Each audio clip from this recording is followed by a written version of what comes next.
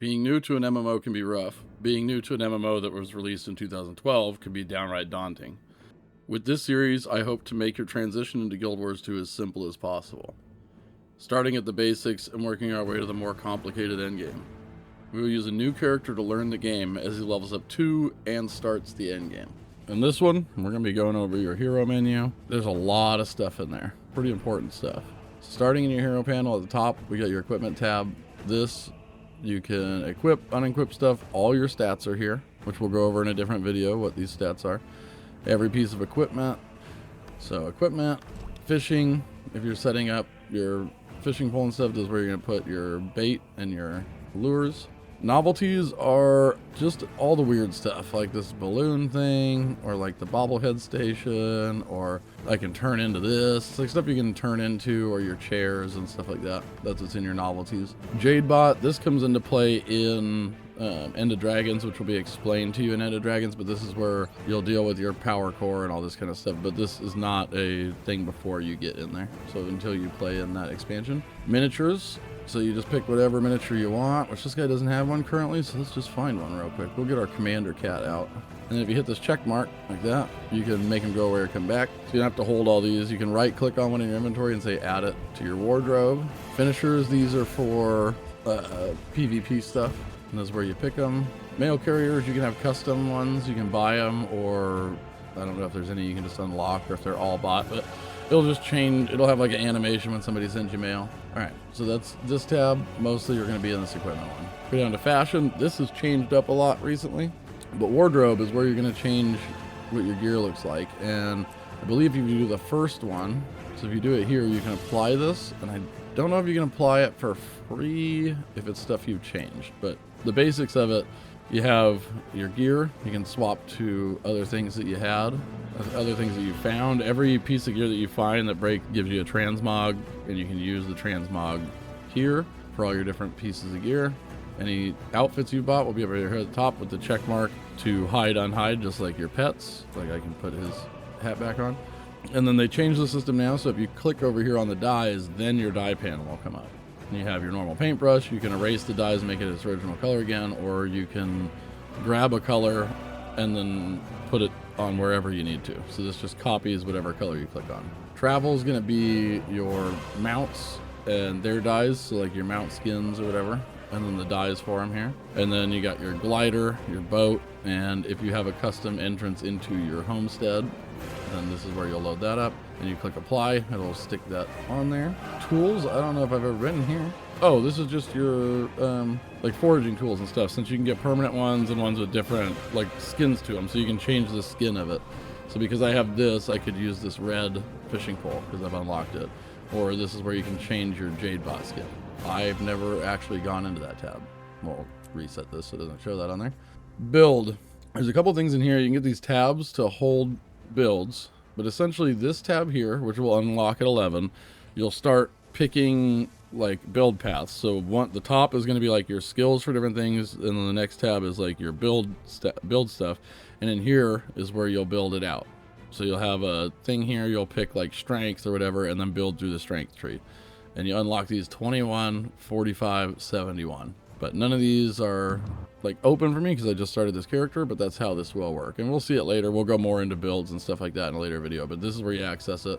A couple other things on this page is you can go into here and see, since your skills are based off weapons in Guild Wars, you can see what skills you'll be able to do with what weapons and whether they're main hand, offhand. So this is your main hand because it's the first 3, and your offhand's the last 2 skills. And so there's a way you can look into see, maybe decide what weapon you want to use if you haven't got your hands on it yet, or one to try.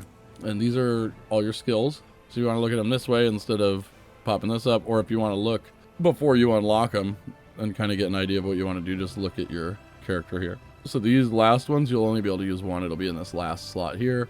And these heal ones, you'll have one. It'll be in this first slot. These all go in what's called a utility slot, which is these 3 in the middle. So you can store builds. You can unlock things to store more and more builds. Like my Necromancer, I use all 3 of these slots to just quick swap between builds. You can do that with your equipment tab as well. So if you have a build that uses different equipment, you can have like 1 and 2, and then on the other one use the same 2, and that way you just click 2 buttons and you're on your next build. It's pretty simple, like pretty easy. Here is a tab you'll come into a lot once you hit 80, just because this is how you bounce around to all your expansions. So here you have your normal story, you'll play through that to 80. Then I could decide, oh, I want to jump into Living World Season 1, or maybe I just want to jump straight to Heart of Thorns to go get my mastery points, or Path of Fire to do the same thing, or maybe you just love End of Dragons, so you just want to go play that one. Or if you're going for pets, Path of Fire. So this is how you jump between these, because once you are 80, you can just click to start this story. See, this episode will be playable at 80. Right here, there'd be a button to say begin story.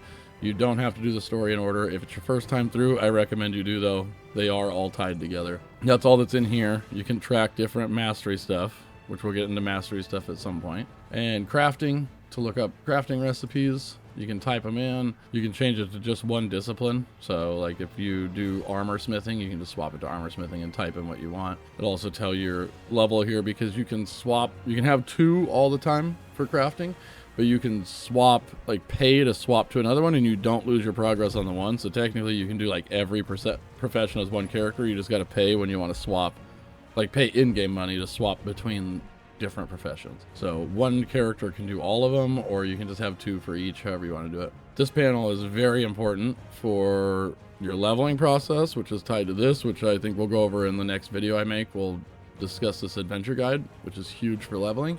That's all through here. So character adventure guide. Also any daily stuff. So if you want to know, like Dragon Bash is going on right now, so that's here. Daily fractals is all here. And then these are important. These are your mastery stuff. And so if you go in here and it has a little mastery symbol next to it, it means one or more things in here you can earn a mastery point for it. And if you're trying to get this number higher, which right now it says 4 because it's my level, but when you hit 80, it'll change to your mastery level. If you're trying to get that number up and get your masteries done, this is where you'll find out what you can do to unlock them. It's like this thing right here.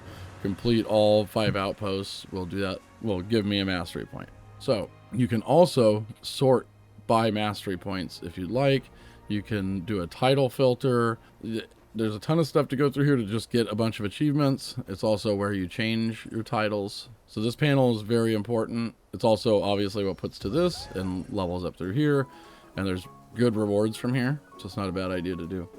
All right, so moving on from here. Well, I mean, so all this is just gonna be achievements, just to be clear.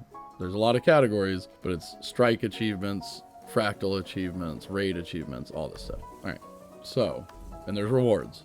So look into stuff, because there's some really cool rewards from achievement stuff. So into masteries, you can't see mine, obviously. I'm not 80, but I have 564 mastery points. If I log into a level 80 character, there's a lot of this stuff is completed. I finished all of Tyria, I believe, all of Heart of Thorns, Path of Fire, and I think I'm almost done with Icebird Saga, but that's been a long adventure.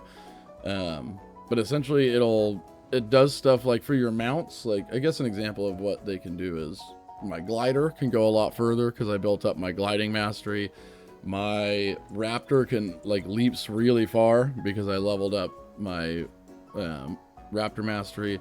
The way that your like sky scale works will change. Then there's some map stuff that's locked, like certain vendors you can't talk to. You need to level up mastery to get certain things for legendaries. Some of the mastery stuff is just through story, so you can't go through the story till you get some mastery points in it. You don't get them all from achievements. There are some that are just on the map, so it's not just achievement hunting for them. But if you want to get more and try to like complete big achievement lines or big mastery lines, you'll be doing achievements. So if you want to do more, you'll have to do achievements, like do a lot into a mastery line. But for the very basics, you probably just get them from finding them around the world. They'll be that little symbol that you're seeing here. They'll be like this symbol out in the world somewhere. And if you're using like Blish HUD, like I talked about in the last episode, you can use a tracker that goes to each one of the just straight to mastery points. So that's in the outside tools video. That helps a ton. Essentially, that's your hero panel. That's how it works. That's everything you really need to know about it. It's not as overwhelming as it seems at first, just because there's a million buttons in it. All right, we'll be back for the next one. I'll be doing an adventure guide thing so that you guys can see how that works. Level up real fast.